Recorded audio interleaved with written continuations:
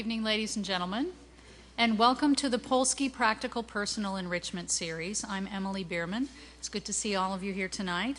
Before we get started, I'd like to ask if you would turn off your phones or pagers or other noisemakers you have so we don't disturb people around us during the presentation. Thank you. The Polsky Practical Personal Enrichment Series is underwritten by the Norman and Elaine Polsky Family Supporting Foundation within the Greater Kansas City Community Foundation in partnership with Johnson County Community College. It includes topics which are not being offered anywhere else, where local, successful professionals share their knowledge to benefit you. Norm and Elaine's name graces this beautiful Polsky theater, and we want to thank them for their generosity, which also brings you this Polsky series. Norm and Elaine support organizations across Kansas City and the nation, enriching our community and communities around the world. Norman is here tonight, but Elaine Polsky, unfortunately, is in the hospital right now. She's at Menorah, but we are sending healing thoughts her way, and we want to say thank you to Norm and Elaine for their generosity.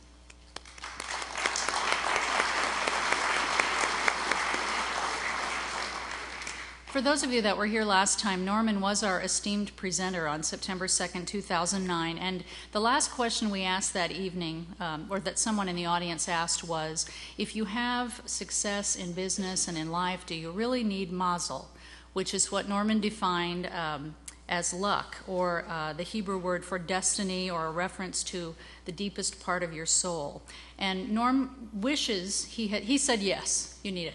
So what he wishes he had said, and he wanted me to share with you tonight, is that we all have mazel because we live here in this wonderful country, the United States of America. We live in Kansas City, which is a great city, and we have access to education through our wonderful Johnson County Community College, and you're here tonight for the Polsky series. So yes, you have mazel. I feel it. Do you guys feel that? Okay. I'd like to take a quick minute to acknowledge our TV and Carlson Center production crews for their assistance tonight. Thank you very much. And now let's go through the packet that you were handed as you came in tonight. This is for you to take home and share with your family. And let's start with, on the right side, we have a couple of cards that we like to talk about each time. First of all is a green survey card, and this is something you can fill out before you leave tonight and give us a little feedback about our program. How are we doing? What did you like? What didn't you like? This is also a place that you can suggest future topics that you'd like to see us present, or add yourself to the mailing list if you don't already receive our mailings. Also give us your email if you'd like to receive information by email. The blue question card is one that we will be going around through the audience a couple of times during the program.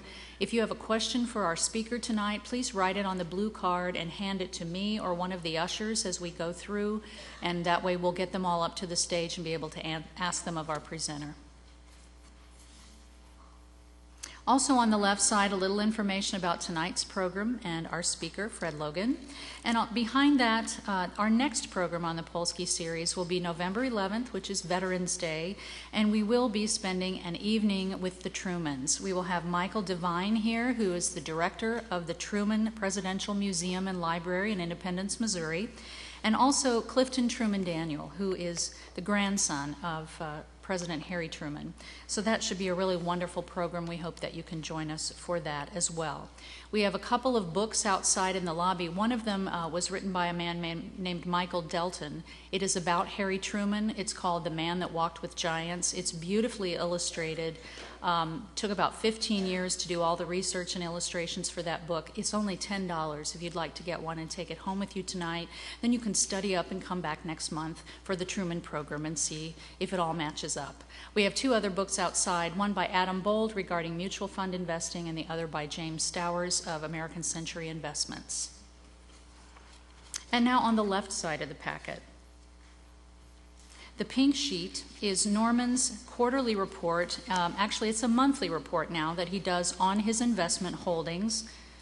This is the results of September 30th, 2009, and on the back, a history of all the mutual funds that Norman has held since 1970 when he started investing with John Templeton in one of the very first mutual funds to become available.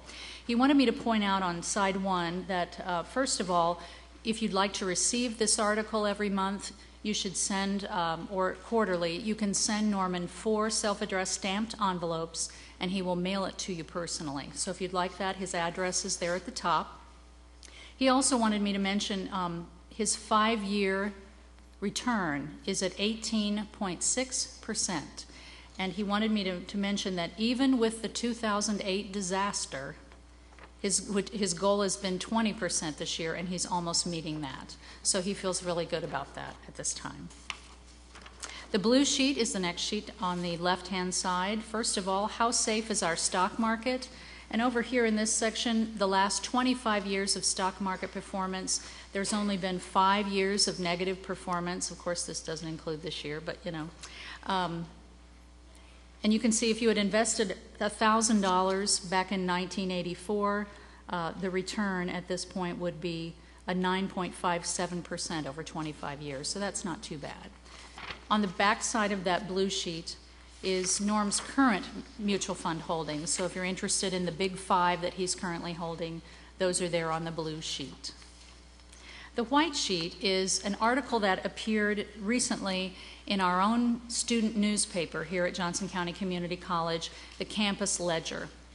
This is written by Marvita Oliver, and I wanted to let you all know that the Campus Ledger last spring was awarded the All Kansas Award and an additional 37 individual awards at the Kansas Associated Collegiate Press Association Conference in Hutchinson. So our newspaper is something we're very proud of here, and this is just one more example of the great journalism we have. We're teaching our students here at the college, and a great subject in Norm and Elaine Polsky. The green sheet is some information about kindness and some kindness quotes that Norm wanted to share with you, and be sure to get your Power of Kindness button if you didn't get one coming in, or a flashlight on your way out. And then the purple sheet is biographical information about Norman and Elaine Polsky, and on the back side it includes mention of the 49 endowments that they've set up to support nonprofit organizations all over Kansas City and the nation. You'll notice that tonight's broadcast, as always, is being taped for Time Warner and Shore West Channel 17, as well as Comcast Channel 22. So if you missed a program, or if you want to watch this one all over again, you can do that on those channels on your cable. Links to broadcasts can also be found on the web at video.jccc.edu, and you can watch those anytime you like. Now it's my pleasure, ladies and gentlemen, to introduce you to our speaker this evening, Kansas City KCTV5's political analyst, Kansas City Business Journal public affairs columnist. He's also a local attorney, and Fred asked me to just keep the introduction short, so that's all I'm going to tell you about him. So let's welcome him out here. Fred Logan. Thank you. Well, first I want to thank you all for coming, and I want to thank Norman, and I want to send my best wishes to Elaine. You two have done so much for the community and for this college, and I'm very grateful to have this opportunity. I think everybody here is grateful to have the opportunity, so thank you, Norman, and send my best to Elaine. Now, here's what we're going to do. We're going to turn off the cartoons. Here's what I mean. That in politics, in this day and age, in my opinion, there's a problem. That we always try to turn politicians and elected officials into cartoon figures. We always want to stick a label on them, right off the bat. We want to demonize them. And I don't think that's the best way to approach it. I love politics and I love our system of government. I have since I was a kid. I've been involved in it. I've observed it, and I can tell you that the elected officials that I've known, the politicians that I've known, the people who work in politics, who are volunteers, on both sides of the aisle, are very, very worthy of our respect. So tonight, if you came here thinking that I'm going to really start blasting away, then you're going to be disappointed. If you came here thinking that you were going to have an opportunity to bellow at me, town hall style, that will cost you money. So there won't be any of that tonight either. You're probably not going to hear too many of my opinions, maybe some on policy, not too much on candidates or elected officials. And what I hope to do is just kind of give you some insight into how I think about the issues and about the policies. Because sometimes people will say, well, I vote for the person. Well, usually I don't do that. Usually I vote for the policy. That's just kind of always the way I've been. So let's start off. We know we're going to turn off the cartoons, and I'm not going to be bellowing and criticizing, and we're going to have a good discussion here. So let's talk about two important ground rules of political analysis before we get started. The first is you have to pay attention to the numbers. How do people actually vote? Not how does somebody in the news media tell you how they vote or some label that's applied. How do they actually vote? And I'll give you an example. People used to say, oh, in Olathe, they're so conservative. They must be infected by the rage virus. You know? But so I decided to go, we were getting ready to do a school campaign, a county-wide sales tax campaign. And I decided to actually look at the precincts. How did people actually vote on school issues? And what I found was they voted on school issues about 4 points different than, say, people in the Shawnee Mission District. That's all, just 4%. So if there was a 65% yes vote in the northeast part of the county, there'd be a 61% yes vote in Olathe. Now, if you just listen to the clatter, you might not have planned the campaign to reach those voters. So you have to pay attention to the numbers. So let's talk about Barack Obama's numbers a little bit. Let me start by saying that in 1984, Ronald Reagan got 54 million votes. That was a record by a huge margin. Nobody had come close up to that time. And in fact, it was such a huge number of votes, nobody reached it again for 20 years. The first George Bush, he didn't reach 50 million. Bill Clinton never reached 50 million. In fact, Bill Clinton never reached 50%. Then, in 2000, both Al Gore and George W. Bush got 50 million votes, plus or minus 400 hanging chads or so. Then in 2004, George W. Bush got 62 million votes. So he set the new record. And John Kerry got 59 million. Well, this last time, Barack Obama got 69 million votes. 69 million votes. So the next time you see on TV, you see people saying, oh, you know, all the controversy, all the shouting, he couldn't possibly win re-election. Well, let me tell you something, folks. 69 million votes that's a huge base to work from. That's just colossal. So it's important to actually look at the numbers. So if he loses 7 million votes, he's still right back at the previous record. You have to analyze looking at how do people actually vote. Don't ever just take what somebody tells you, actually look at how they vote.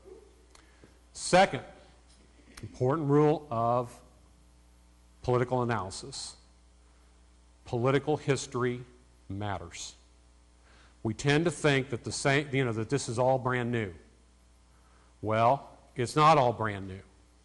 Now, for instance, how many of you know Grover Cleveland? How many of you? Well, not personally.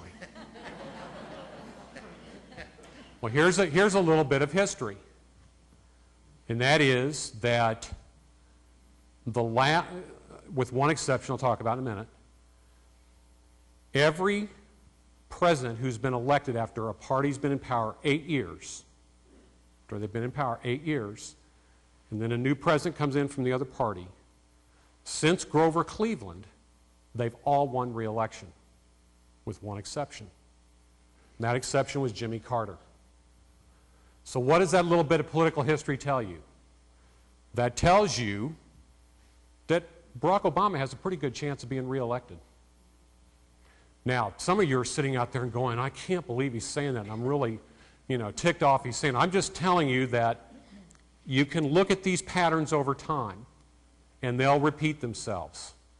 So when somebody does beat history, and we're going to talk about that in the upcoming 2010 race here in Kansas, it appears that Sam Brownback has kind of a little history-making thing going here. It's really significant. But the other rule of politics is that there really are no rules, and you can really be shocked. And anybody who's been involved in politics or been in campaigns knows that things can really change. But these patterns are very significant. Now, you know that a lot of people are talking about how bad a shape the Republican Party is in right now. Oh, it's terrible. Oh, it's become the party of the South. It's just a regional party. They don't have any. Well, wait a minute. Let me read you something here. I'll read it to you. The Republican Party is now finally deeply rooted in the South, but these roots may nourish bitter fruit. One can foresee another bloody rending of the Republican Party ahead.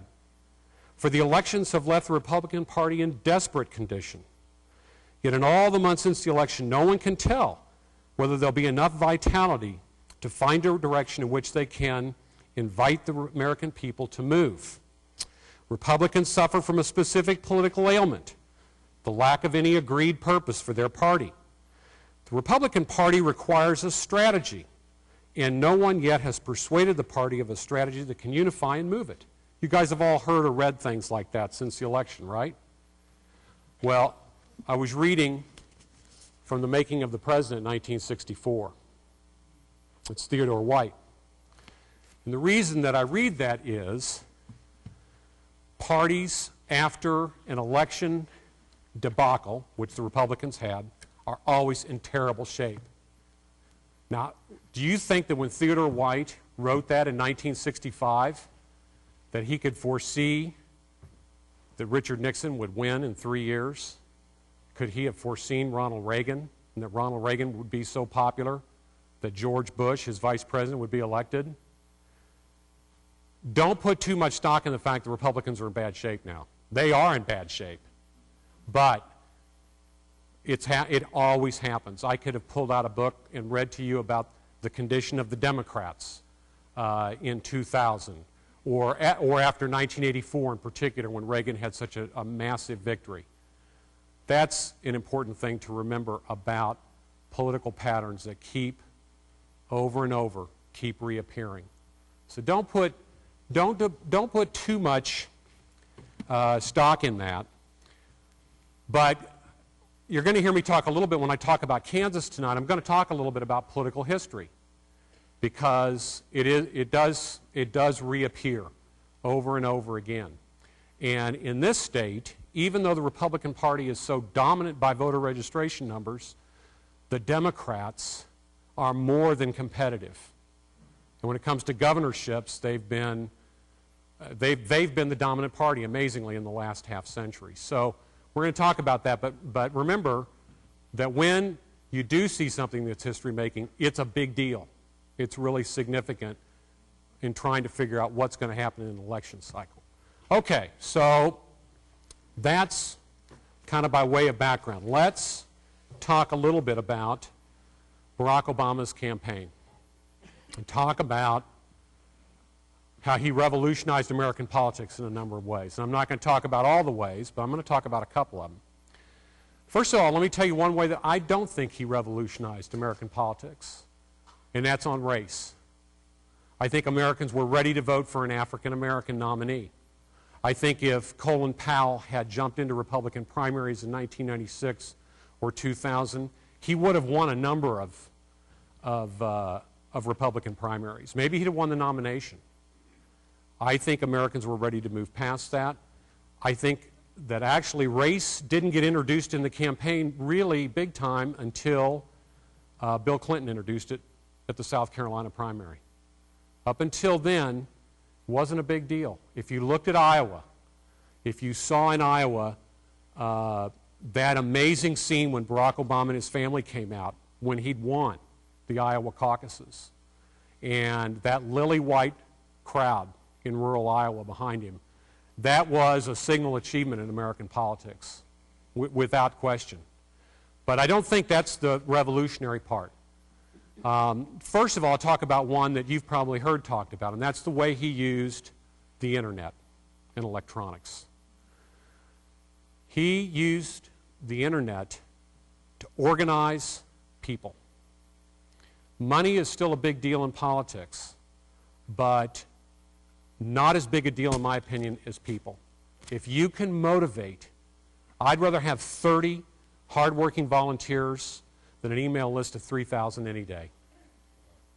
You know, 30 volunteers, they can do an awful lot of work. They can work their email lists, they can put up yard signs.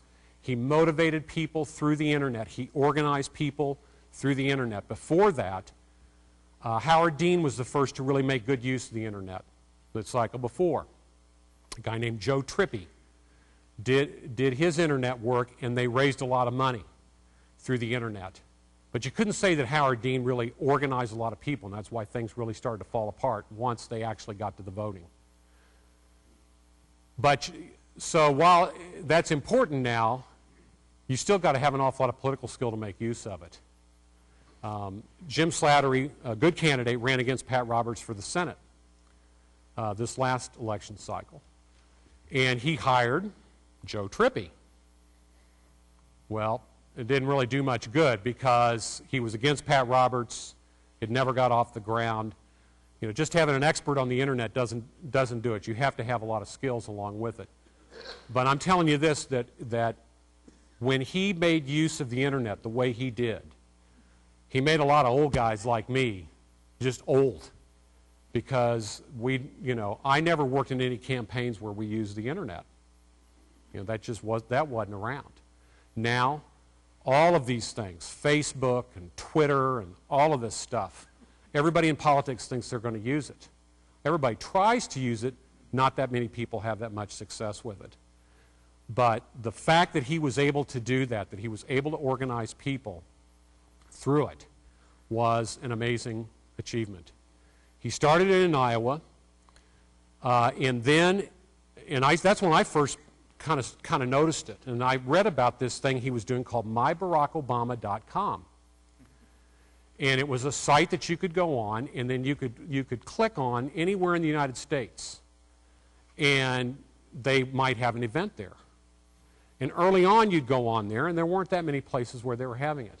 But by September of 2007, I could go on there and I could click in this area, and they were having these little meetings, people canvassing, going to go out and canvass. So I went to the opening of his headquarters in Kansas City, Missouri. It was in October of 2007. There was a downpour, absolute downpour, and they had about a dozen people in there. And then they went out, and in the downpour, they canvassed. And that's how they organized early on these little gatherings. And then these people went out and canvassed. And I just figured that if they were that devoted to doing that in the rain, that he had a pretty good chance of beating Hillary Clinton. And the fact that he was able to beat Hillary Clinton is by itself a pretty amazing achievement, because she had a pretty tough political machine behind her. So the other thing that told me that he had a chance to beat her was in October, about that same time, I heard that he was sending 5 paid staff people into Kansas. A Democrat sending 5 paid staff people in a presidential election into Kansas? I just thought that was unbelievable. But they had their strategy figured out, and that was, we're going to win these caucus states, and we're going to win them big time. And through the internet, and of course through his skills, they were able to do that. On Super Tuesday, he got more votes in Kansas, a bigger margin of votes than she got in big states like Texas or Ohio, because under their proportional representation rules, he could do that because he slaughtered her here. He just beat her all over the place, and it ended up being very significant. So the internet was clearly one way that he used to, I think, change the face of American politics. Now, whether it'll work the same way the next time, I don't know. There was a lot of excitement this time, but you know, once you become president, reality starts to set in. And it's really started to set in big time with him. The other way that I wanted to talk about that he revolutionized politics was in fundraising. He, in my opinion, dealt a fatal blow to public financing of campaigns. And there's an irony in that, because here's a liberal Democrat. Liberal Democrats usually have supported public financing of campaigns, but he's dealt it a death blow. And the reason is that he did not have to take federal funds for the general election campaign. Others before him, Bill Clinton, George W. Bush, they didn't do it during the primary because they could raise the money. So they didn't do it during the primary. He's the first to not do it in the general election. It was always thought that the candidate would want to take federal funds during the general election. I mean, there's only like 60 days. It would be $80 million. How could you possibly raise more than $80 million in 60 days? Well, he raised $200 million in that period of time. Just blew up the system. Now, there hasn't been a lot of talk about it. In the media, he really got away with it. The media didn't talk about it much. But from now on, there's nobody who's going to want to take federal funds and limit their spending during the general election cycle. And he partly did that through the internet again. I don't know how many of you ended up, once I covered one event for Channel 5, I'm on a list. So I'd get these emails. And the email would say, Hillary Clinton said mean things about Barack Obama last night. Send us $5 million. Send us $5 so that we can defend ourselves. You think that's not that powerful of a email, but then I'd read in the paper that he raised $1 million in one night doing that, or $2 million doing that. I mean, it was an astonishing money machine, and he worked it, and then he didn't have to take public funds during the general election campaign. Now, I think it's dying a slow death. It's not really dawned on people yet that it's dead. I think it's dead. But there's another thing that's happening right now that could kill it for sure, and that's a case in the Supreme Court called Citizens United versus the Federal Election Commission. And the case is about a movie called Hillary the Movie. And the producers of it used corporate funds, so they were prohibited under federal election law from showing this. And they filed suit. Well, originally the Supreme Court took it, and people didn't think it was going to be a big deal. Well, if you followed the news, you know that just recently they asked for it to be re-argued. Very rare. So they heard it in September. What it suggests is that they may throw out the prohibitions on corporate contributions to campaigns. And if you go back to the post-Watergate era, those were two of the reforms, were prohibitions on corporate contributions and public financing of presidential campaigns. And you can see where that would really deal this a death blow. So maybe I'm not sure where we're headed with this, but I just think over the next decade we're going to see huge changes. And liberals and conservatives have always been divided on this. The original case that challenged it in 1976, the plaintiffs were James Buckley, Bill Buckley's brother, conservative senator from New York, and Eugene McCarthy, a liberal senator from Minnesota. And this case, it's the same sort of thing. You've got the National Rifle Association pairing up with their buddies at the American Civil Liberties Union, ganging up, trying to say that this law should be declared unconstitutional, along with a press group called the Reporters Committee for Freedom of the Press. So sometime before June, we're going to know the outcome of that case. And you're going to hear a lot of talk about how this will kill campaign finance reform and all of that. But just remember that Barack Obama gave at least federal funding of campaigns a big push towards the exit door when he decided not to take federal funds, which, How many of you would have gone for the 80 million instead of the 200 million? You know, you're probably going to go with the 200 million, which is exactly what he did. So those, I think, are some really important achievements on his part, and I think that both of them these are permanent changes, the internet and the financing issue. All right, so you've got Obama in office now. It's apparent that he wants to be a consequential president. He could, if he wanted, really, he could do just two things. He could keep the nation safe, and he could keep the nation safe, and then he could just have a vibrant recovery. And if he helped foster those two things, probably Democrats would be in charge for a generation. This is a guy, it's apparent to me, he wants the whole enchilada.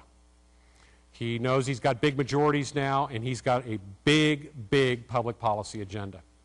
So he's got cap and trade, and climate change, big issue, huge economic repercussions. He wants health care reform, 1/6 of the economy, huge economic repercussions, 1/6 of the economy. So it's a big deal. There are other issues that he's tackling or going to tackle. The Employee Free Choice Act, the so-called union card check legislation. That is extremely controversial. Very controversial in a county like Johnson County. Would make it easier for unions to organize at business workplaces. He's got that on his agenda. He's got, as he likes to say, he's got a couple of wars that he's fighting. So this is a guy with an ambitious agenda. So why do you think people voted for him? That's trying to figure out what's going to happen in this election cycle in 2010. Why did people vote for him? I'll just ask you the question. Maybe we'll see. I'll tell you the options, and we'll just see hands raised. And if you don't want to vote, that's okay too, because too many people in America don't vote anyway. So the first option is, do you think that people voted against him because they wanted to fire George Bush, and they'd waited to fire him for 3 years? Or do you think they liked this ambitious public policy agenda? He was very open about his agenda. If you looked on his website, people say, oh, he didn't talk about it. No, he did talk about this stuff on his website. This is exactly, he was very transparent about it. So let's see a show of hands. How many of you think that Obama won because people were ready to fire George Bush? How many of you think that they voted for him because they really liked his public policy agenda? Some, but clearly a pretty overwhelming number think that it's because they were ready to fire George Bush. That's the challenge for the Democrats in this election cycle. How popular is this public policy agenda? He's going to end up getting some form of health care legislation through, in my opinion. I don't know if it's going to have a public option or not. And it may depend on how they want to push that through. But he's going to get something through. He probably can push through some form of cap and trade legislation before the election cycle. That's going to raise utility rates. How are people going to respond to that? There's been all this stimulus spending. People are kind of nervous about that. It makes for a really tough election cycle, potentially, for Democrats. We're starting to see some signs of this now in the polls. So, what kind of election cycle will it be? Well, remember, one of the rules is political history matters. Typically, or on average, in the last 100 years, the president's party in the first term loses an average of 28 seats in the House. Okay? Sometimes there's a real cataclysm, and it's a lot more than that. That's what happened in 1994 in Bill Clinton's first term, and the Republicans got 54 seats. 54, and they took over the House. They're down 79 seats. Here's one of the dirty little secrets of American politics. Americans like divided government. They really don't time after time, they'll vote to have a Republican president and a Democratic Congress.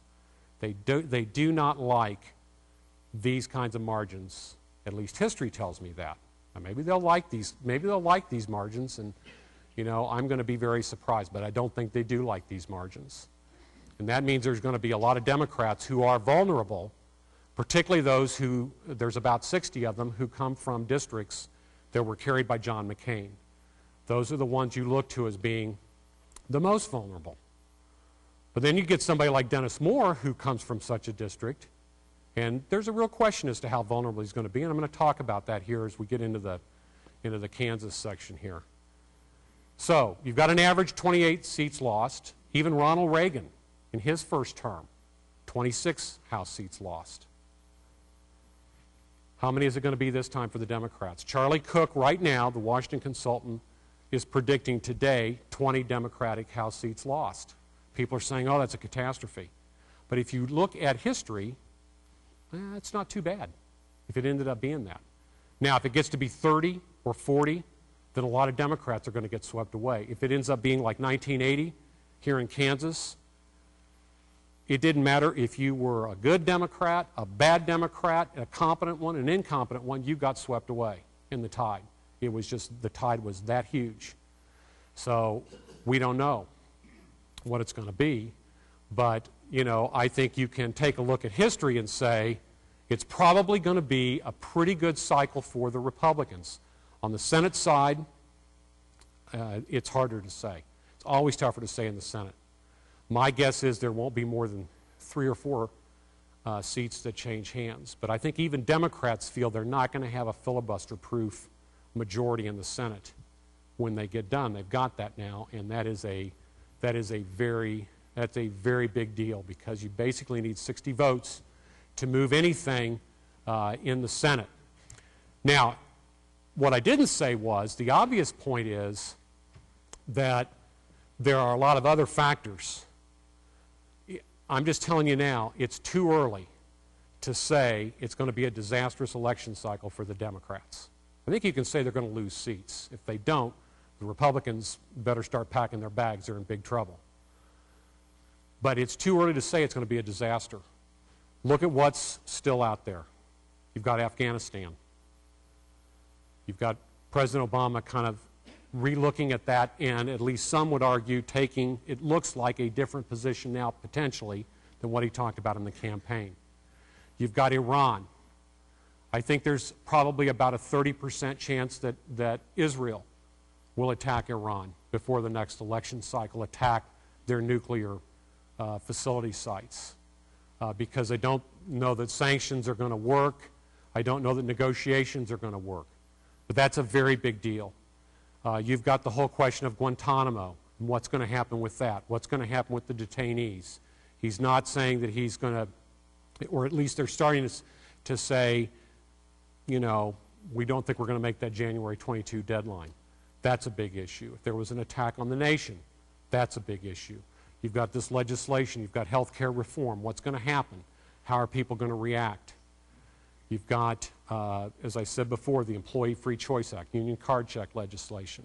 What's going to happen on that? Cap and trade. You really won't know what it's going to look like until maybe the summer, probably the early fall. In 1994, when Newt Gingrich and the Contract for America came in, you really didn't start sensing it was going to be fairly big until October, early October. But no way until Election Day did you know it was going to be that big.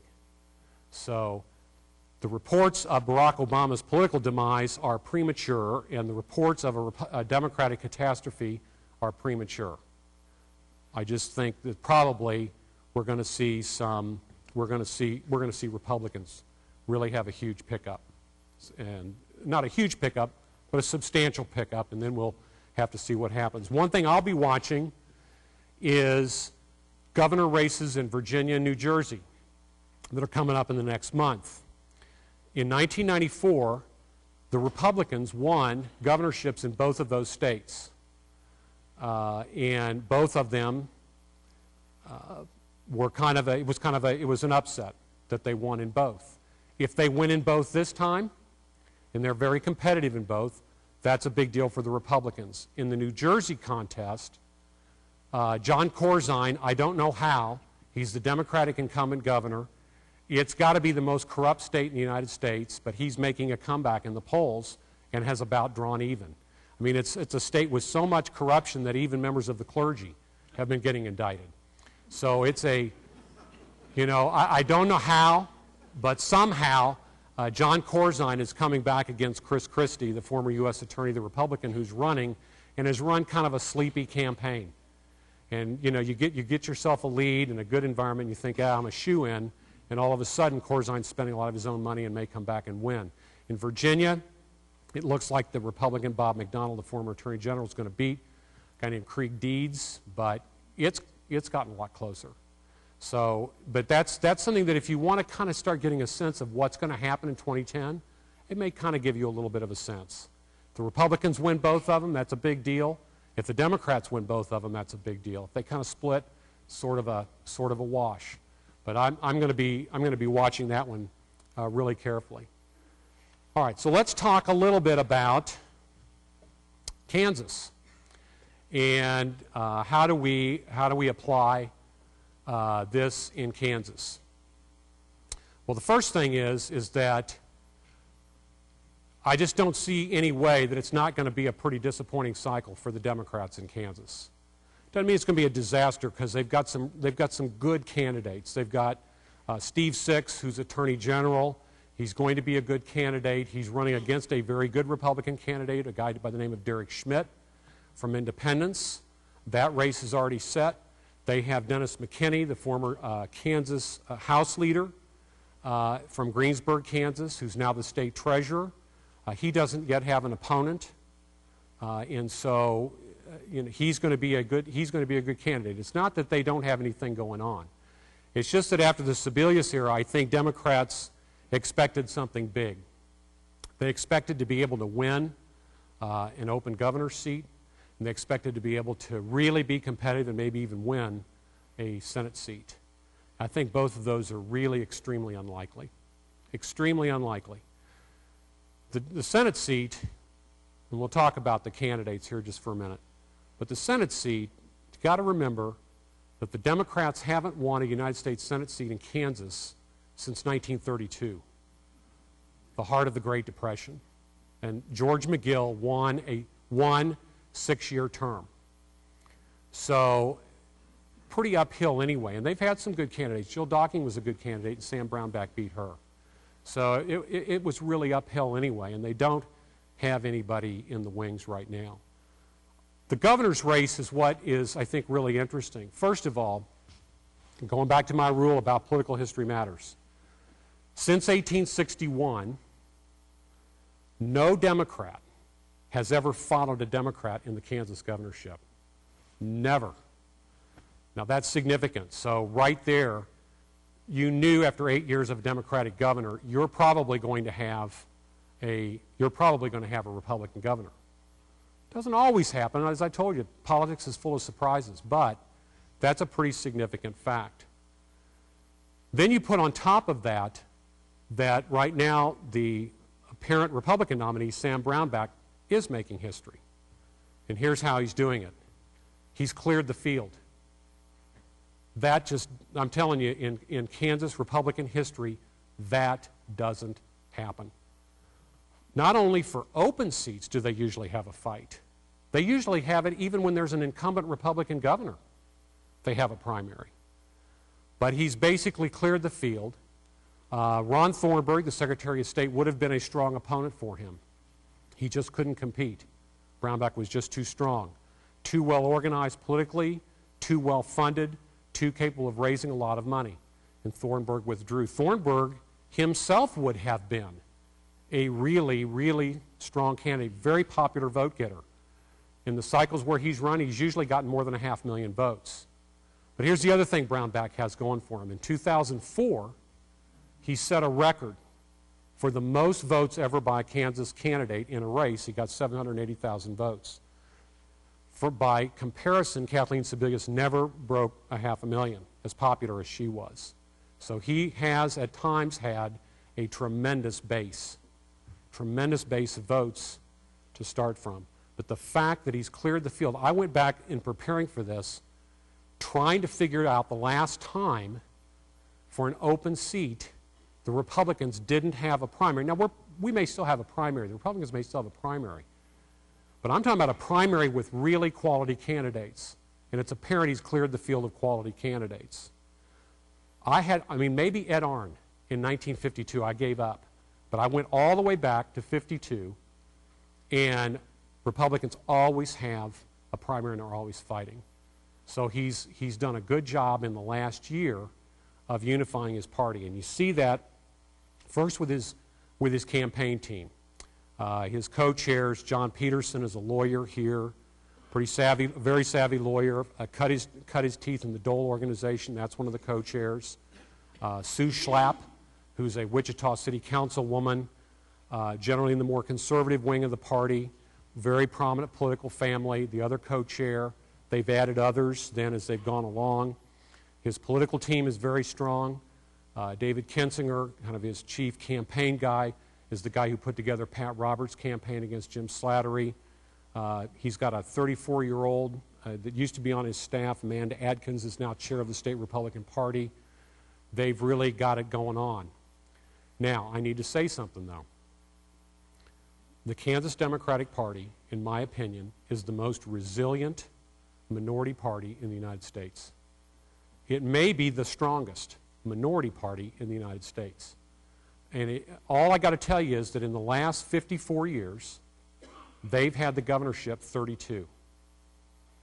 Now, I think history tells us they're probably not going to win this time, and particularly with a candidate who's off to the kind of start that Brownback has. But I needed to say that because the Democrats are out there thinking, well, you know, how come we've had Sebelius and how come we've had all these good things happen? It's because they're a very disciplined party, and they know how to take advantage of every mess-up the Republicans make. And, you know, in the last decade, there were quite a few of them. And Sebelius took advantage of every one of them.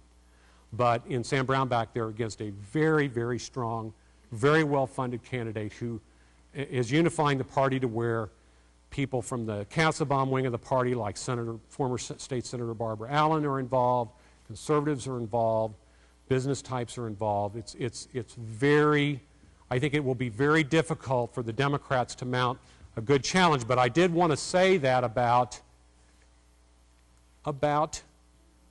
their record of success in this state. You can't assume anything. It is not, the Democrats in Kansas do know how to put it together.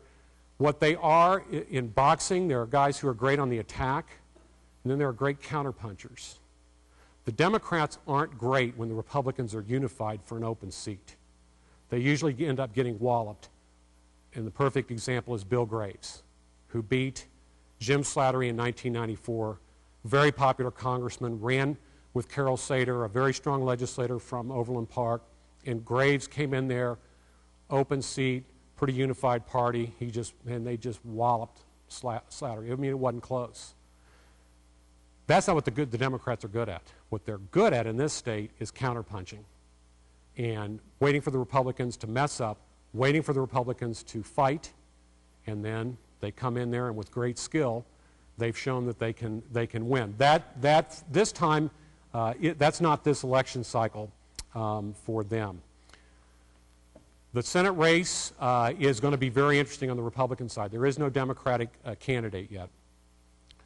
But you've got Todd Tiahrt, who's a congressman from Wichita, and you've got Jerry Moran, who's a congressman from the 1st District. They are very strong candidates, and they are going to have we'll say on the good side for them it will be spirited. The Democrats are hoping it will be bloody. But they are good campaigners.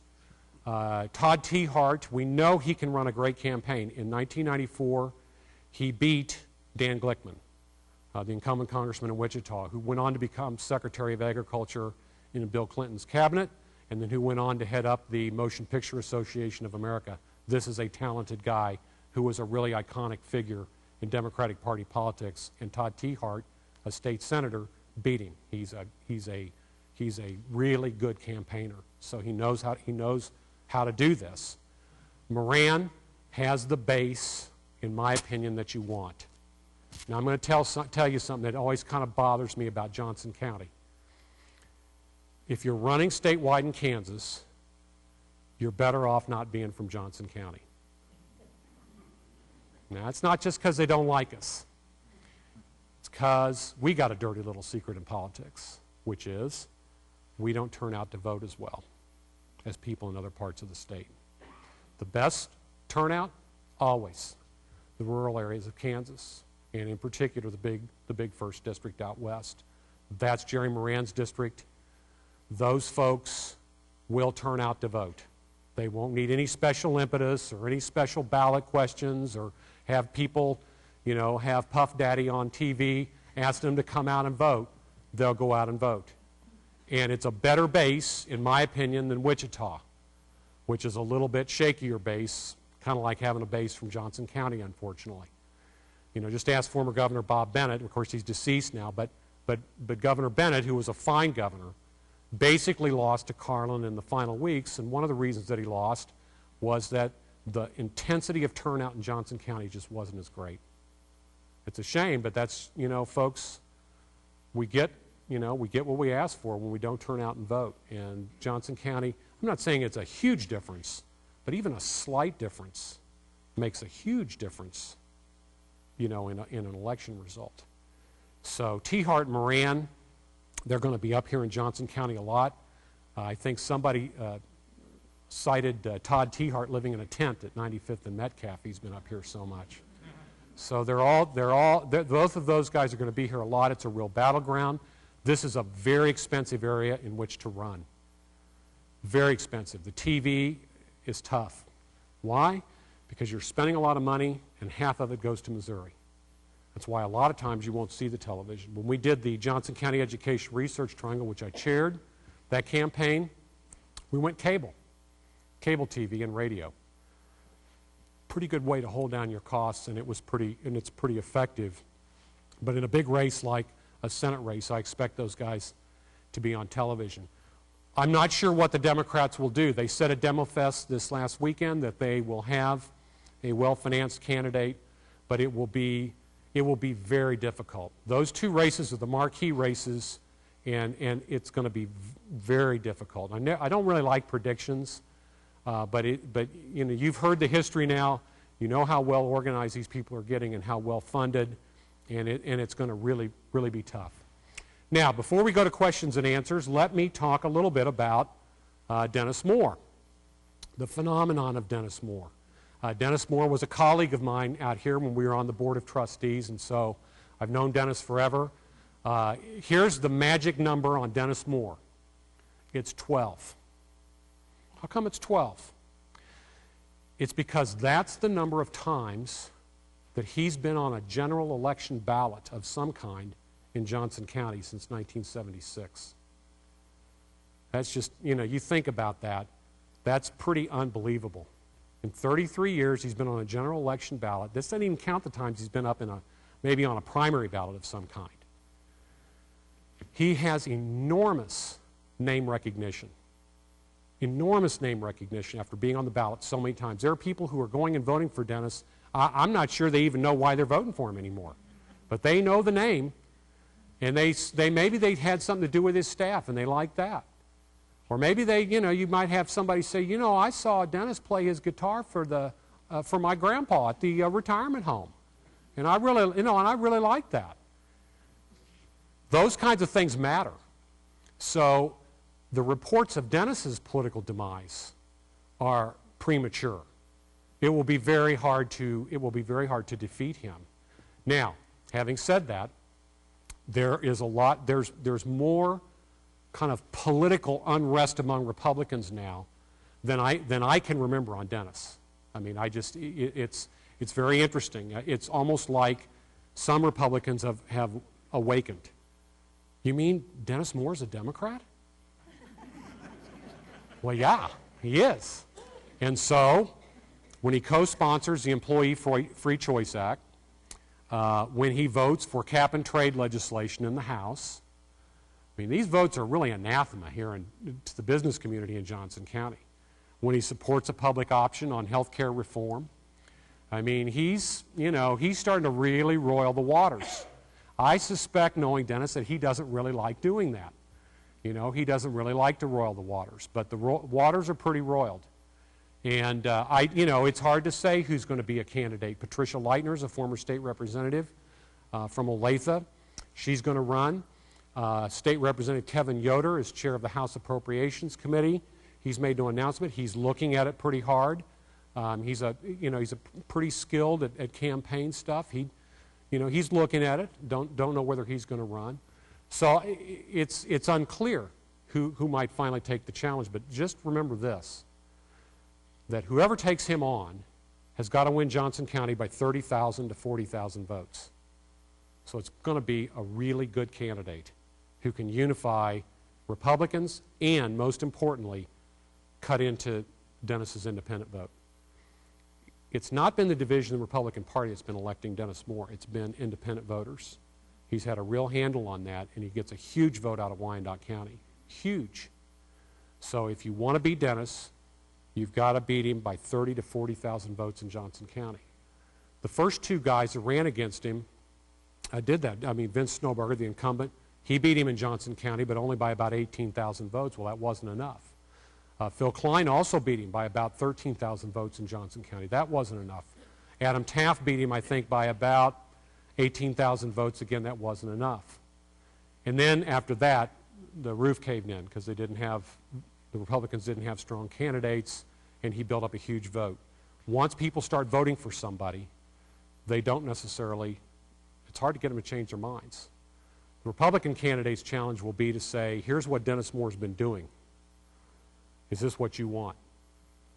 And then that'll tell us, and also what kind of cycle it is. Sometimes, Dennis Moore has been a good politician. He's also been lucky.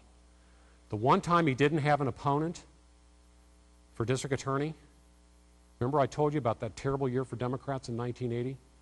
Guess who was unopposed? Dennis Moore. If he'd had an opponent, he probably would have gotten swept away. Other Democratic incumbents got swept away.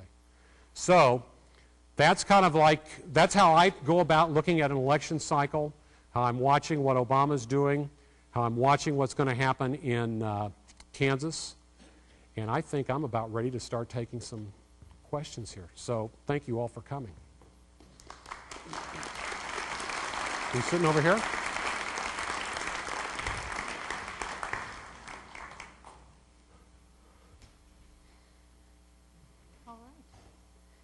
Thank you very much so far. And now Thank we've you. got some great questions. Right. If anyone has further questions and we haven't picked up your card yet, please just wave it in the air and one of the ushers or Kristen McDaniel will come by and pick it up from you and we'll add it to the stack. And there's a couple right down here. Okay. Our first question is, are Obama and Pelosi trying to make this country democratic forever? If they are, they're not doing a very good job of it. Although, as I say, Obama, I think to his credit, is not going to be content with just kind of being a caretaker president. He has an agenda.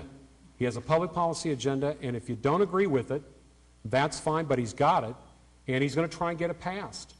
And it's going to really polarize people. It has polarized people. I think things are more polarized now than any time I can remember in politics in the last 30 years. I mean, in a way that I don't really like. And it's not just their fault, but this is a heavy-duty public policy agenda with a lot of significant changes, and people are going to care about it, and they're going to be divided. And, I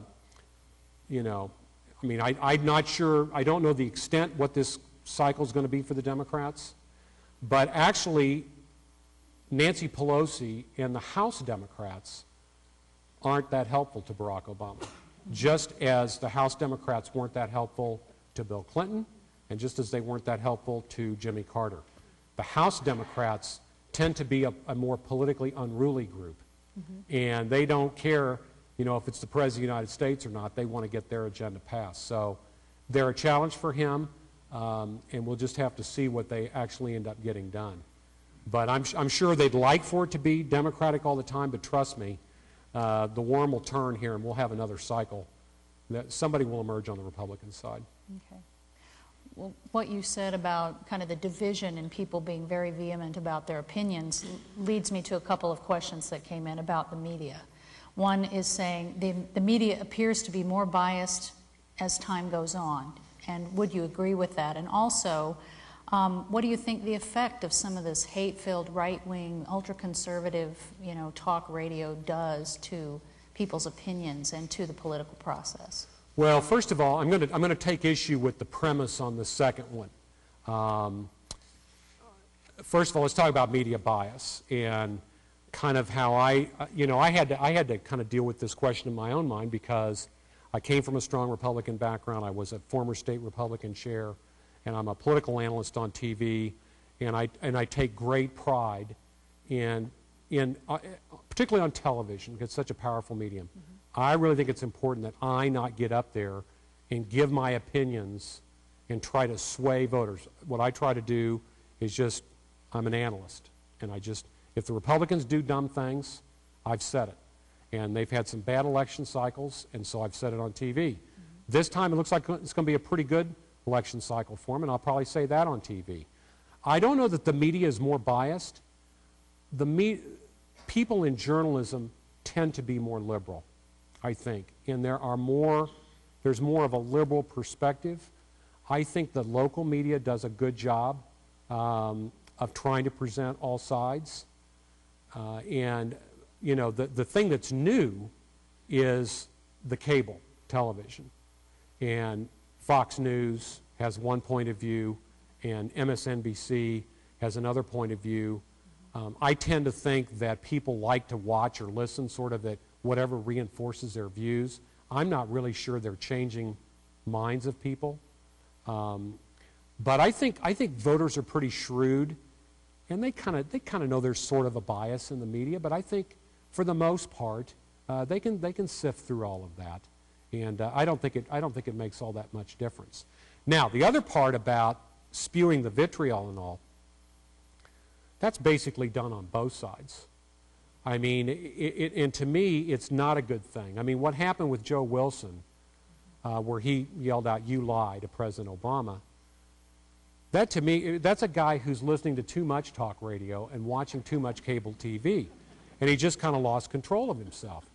Because I'm told that he's basically a nice guy who's a pretty mild-mannered guy.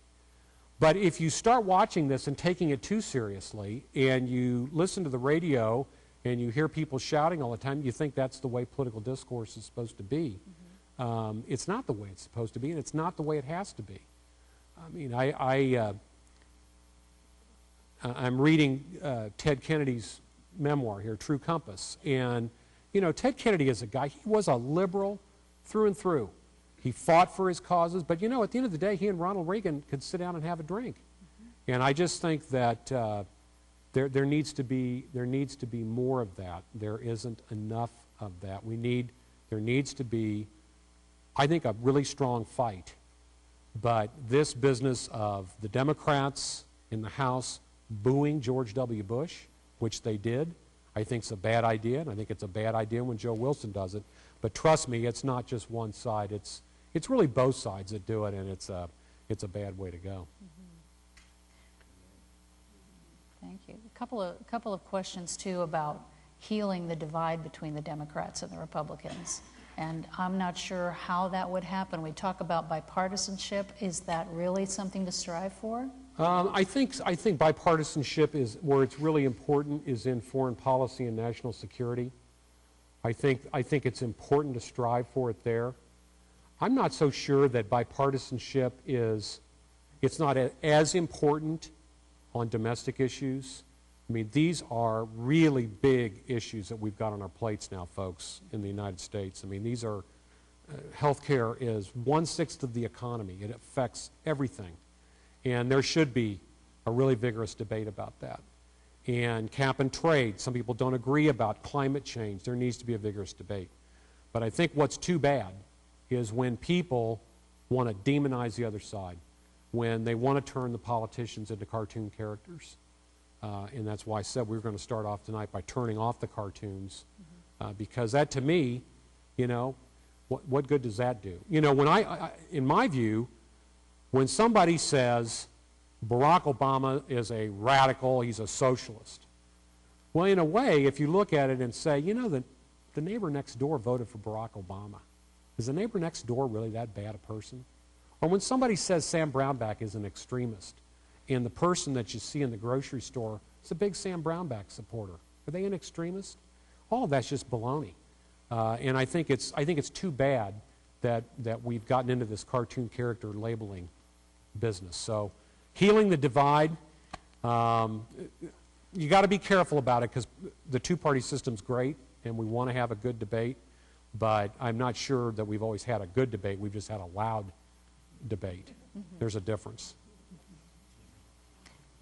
Okay, your thoughts on term limits for members of Congress? I've always been in favor of it. I like the idea of a citizen legislature, and I think that it's a good thing when parties get thrown out of office. I don't like divided government. Americans do like divided government. I like one party to have public policy control for a while, and then, you know, the other party takes over. But most Americans don't like it that way. They like it divided. But I think that term limits, I think once the Republicans finally won control in 1994, the movement kind of died. I think term limits can be too short. I think they're too short in Missouri right now on the General Assembly. Legislators are going up there and serving like 6 years, and I think that's too short, and you lose too much expertise. But does anybody really need to be in Congress more than 12 years? I mean, come on. We're supposed to have a citizen legislature. That's just my view. I'm not supposed to be giving opinions here, I guess, but there's one for you. This is your opportunity. Okay. Somebody here is asking if you would revisit some of the numbers you gave at the beginning of the presentation about the number of votes that were received by presidential winners over time. How were the numbers you gave compared to the total percentage of the votes cast? Well, for instance, let's take a look at Barack Obama's vote this time. He got 69 million votes. That's just extremely impressive, and I think that record will stand for a while. But let me say a word about the much maligned John McCain and his much maligned running mate, Sarah Palin. And I'll be amazed if I saved Sarah Palin for Q&A. Well, I'll talk about her. He got 59.9 million votes. He did he really, in a terrible Republican cycle, and with the credit markets collapsing in mid-September, he got 59.9 million votes. You heard all the other vote totals that I went through. So Obama won that by about 7 points. I think it was about 6 points, actually. Not a slaughter by any stretch of the imagination.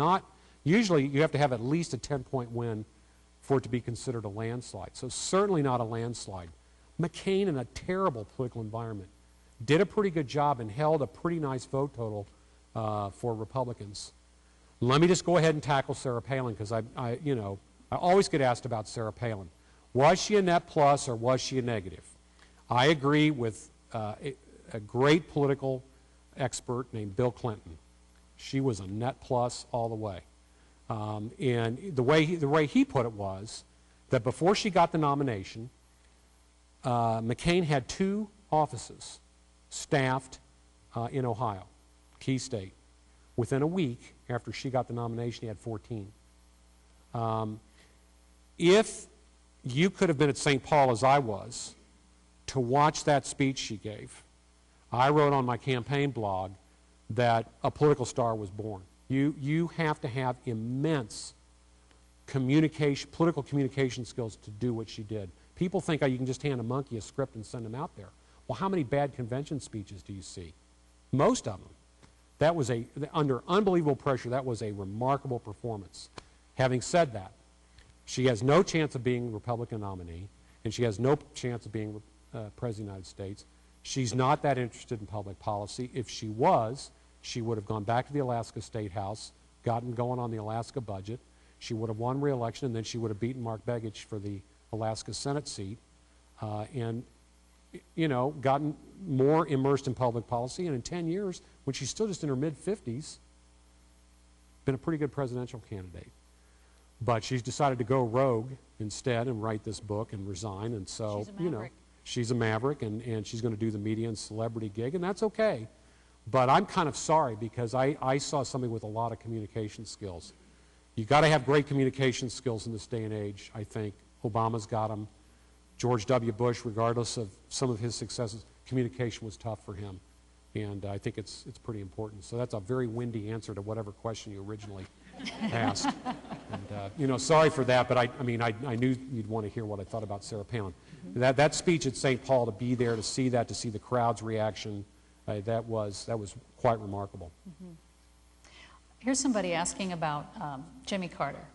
And do you feel he was doomed by his policy mistakes? And what policy mistakes would cause Obama to lose re-election?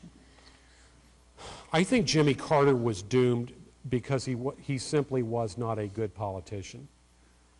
He was a micromanager, and he really did not get, in my opinion, he did not get a strong enough policy team around him. I thought the famous malaise speech that some people here will recall, where he said that a great malaise had taken over American society. I think Americans don't want to hear that. Americans like that Ronald Reagan uplift. A lot of what, Ronald Reagan was so popular partly because he spoke to people's most optimistic selves. It wasn't just about policy, it was that he was such a kind of an upbeat, friendly, inclusive guy. And I think with Carter, he had a lot of political problems. I don't want to say he was politically incompetent, but he was a lot less competent than he should have been to be in the White House.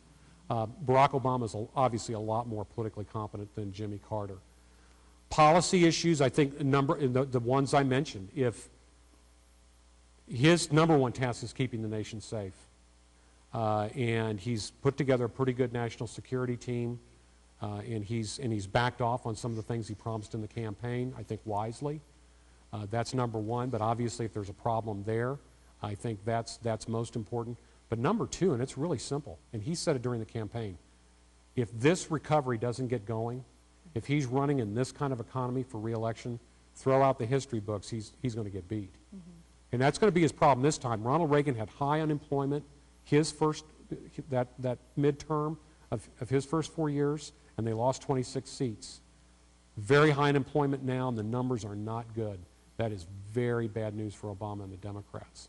But if this recovery is not a vibrant recovery, after all the things that have been done and are being done, he's toast. That's the game for him. Do you think that's attributable to just biting off too much and trying to do too many things, or is it I think it will be perceived that way. If this economic recovery stalls and we've done all of these things, I think voters will punish him. Voters will punish presidents on economics, period. Economics, when those credit markets collapsed, John McCain had moved ahead in Michigan, and he was tied in Pennsylvania. And when Lehman Brothers collapsed and the credit markets collapsed, his campaign collapsed. End of story. People will vote on the economy. They've always done it, and they'll continue to do it.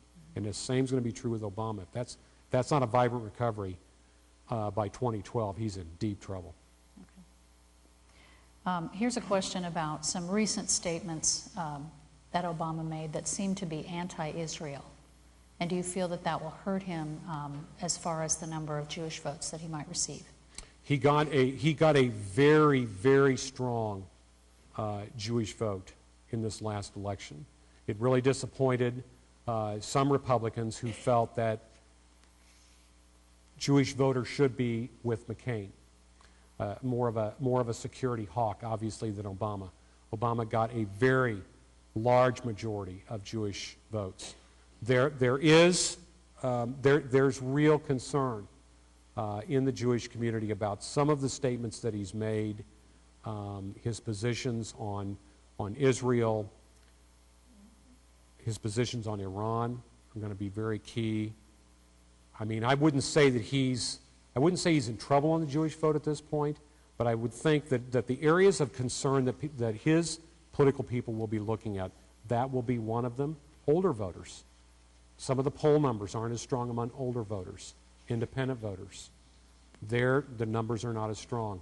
There are developing areas of concern, but let's remember the guy hadn't been in office even a year yet, and he's got a long ways to go, and it's early in the game. I told you we don't even know what's going to happen in 2010, 2012. You know, there could be some big changes, but for him, the economy is the name of the game. But I think this question of Israel and Iran is going to be very significant, and I think it could be significant. I said I think there's a 30% chance that Israel will attack Iran and attack those nuclear facilities. Because the one thing we've learned is that when these people say, we want to wipe you off the face of the earth, they do it. They try it. And Israel believes that, and I think we could see some action, and how Obama responds, that'll be important. Okay. Here's somebody asking about health care reform, and if there is a public option included in whatever bill is finally passed, can it be thrown out if it doesn't work? That's unlikely, I think. I think that's very unlikely. I think once a public option is in, a public option is going to stay in. You know, many Democrats, many House Democrats, probably as many as 80 House Democrats want to go even a step further. They want a single-payer system. They really want totally federalized health care. And so I think once there's a public option in there, I don't think there'll be any turning back on that. It'll be in there for good. Here's somebody that's saying they don't really feel represented by the people that are in Washington. And sometimes it's embarrassing when you realize that the guy who's your congressman obviously hasn't read the bills that are coming across his desk. He's kind of campaigning all the time. Surely they're not talking about former trustee Dennis Moore. Oh, I hope not. So do you feel like that leads to some of these unintended consequences or rolling together of many different? Yeah, you know, now I will just say, I serve with Dennis, and you know, we've joked a lot because he's a Democrat and I'm a Republican, and all of that. But I will say I do believe he reads the bills that cross his desk. I think it's like anything else. Some members of Congress are really extremely prepared, and others just aren't. And it's true in the legislature as well. It's sad but true. And you know, preparation is key. And but again, I think, you know, we generally are represented by good people in this country, and we have a great political system. I'm not a cynic about it. I mean, after all these years, I don't have a cynical feeling about it, even though I'm appalled by some things at times. But you know, it's still the best system that's ever been created. Do you feel like there might be a third party that would be invented at some point? I think it's unlikely. And here, you know, we have a two-party system. It's really ingrained in our system, and the way that it's set up with the Electoral College, it's very unlikely. Ross Perot mounted a pretty good independent challenge using millions and millions of dollars of his own money. But never, ever was he ever close in any poll to winning a state. And that's what you have to do. You've got to win states. In this country, we win states. And for that reason, I don't see any political party really getting enough of a toehold. Unless one of the parties becomes so corrupt or there's something so catastrophic that happens that they really just completely lose the confidence of the American people. But I can show you how time after time, I read to you Theodore White in 1965, all these bad things about the Republicans, and you know, they're the party of the South. No, you know, and it's the same with the Democrats. There's always a way, they figure out a way to come back. And you know what? If the Republicans don't figure it out, it'll be hard for them to beat Obama. They are a mess right now, but you know, I don't worry about it for either party because it always gets worked out, and they figure it out. The Republicans don't have a leader right now. They will have a leader, just as the Democrats. Who would have thought of Barack Obama back in 2000? Are you kidding? I mean, you know, so, and I remember when people thought Ronald Reagan was a dumb actor. You know, they didn't think that after 1984, or 1980 even. Okay, just a couple more. First of all, how do you think the Democratic Party will fare with fundraising from Wall Street, from the business community? You know, they've always, you know, even when you think they shouldn't, they always are able to raise funds from the business community, from Wall Street, and they always have some business supporters. I think if corporate contributions are allowed, I'm not sure it's that big a deal. The answer may be, I think, to reform campaign finance by requiring immediate disclosure. We have the internet now. When somebody fills in, you know, makes a contribution, instead of just the treasurer of the campaign putting it on a campaign ledger, we're not posting it on the internet, letting people know. I think the contribution limits are kind of silly, and I'd like to see them raised, maybe even done away with. I don't think that's real. I mean, how fair is it for one candidate to be limited in contributions he or she can receive, but a guy like Ross Perot can come in and spend all the money he wants? Mm-hmm. Seems to me that's not right. So, but we have this system. I just think over the next decade there are going to be some big changes, and I can't imagine anybody, after what Obama did in the general election, is going to want to take federal funding again. Mm-hmm. Okay, here's our last question. This is a personal question. Did your father go to William Chrisman High School in Independence? He did. He was a William Chrisman Bear, class of 1944. So whoever's here from William Chrisman Bears, he, yes. Wow, yeah. Great. All right. So there's somebody with a hand up there. Oh, good. He was the one well, asking good. about your dad. Glad to have you here. Well, that's all of our questions. Is there anything else you'd like to say to wrap up? I just think, you know, we have a great system. I'm glad you're all interested in politics. I've been interested a long time. I understand that the person who defeated me for student council president at Shawnee Mission South High School is here. Judge Boozer, are you here? Oh, there he is. Yeah, there he is, right up there. May I, you know, here. That's I great. didn't talk about dirty campaigns. I guess I could talk about that now. Anyway, thanks to all of you for coming. I appreciate it. Thank you to Fred Logan. Thank